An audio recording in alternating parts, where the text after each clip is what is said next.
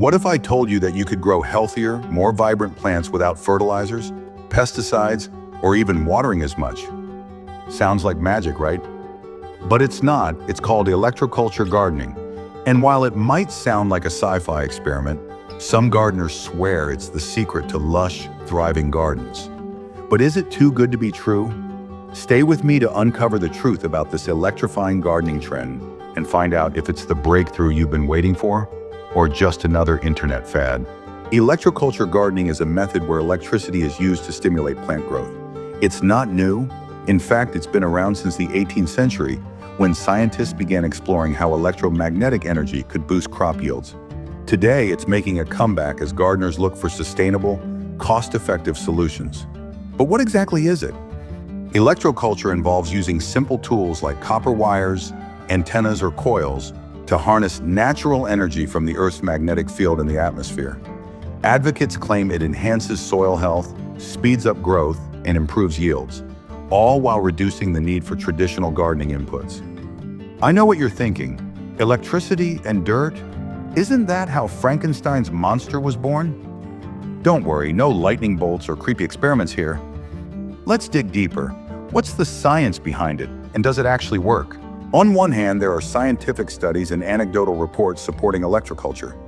Research suggests that electromagnetic fields can influence plant cell division, nutrient absorption, and water retention. Gardeners who've tried it report dramatic results. Faster growth, greener leaves, and bigger harvests. Sounds incredible, right? But here's the catch. Some scientists remain skeptical. They argue that the results could be due to other factors, like better soil or more consistent care. So is this method legit, or is it just another gardening placebo? To answer that question, let's look at a few examples. In France, farmers using electroculture reported a 30% increase in their potato yields. Meanwhile, backyard gardeners in the US claim it's helped them revive dying plants and extend growing seasons.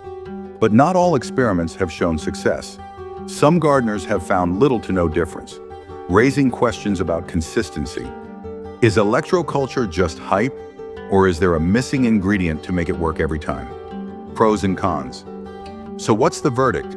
Here's what we know. The pros. Electroculture is low cost, eco-friendly, and easy to set up. Plus, if it works for your garden, the payoff could be huge.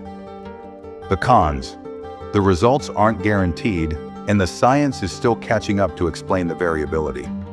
If this were a courtroom drama, we'd be at the part where the jury looks confused and the lawyer shouts, "Objection." For many gardeners, though, the potential benefits are worth the experiment. After all, even if the results are modest, the investment is minimal. Before you decide, here's a question.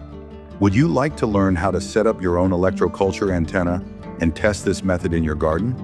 If you're intrigued, and I know you are, be sure to check out our next video, How to Make an Electroculture Antenna, Step-by-Step Guide, Types of Electroculture Antennas.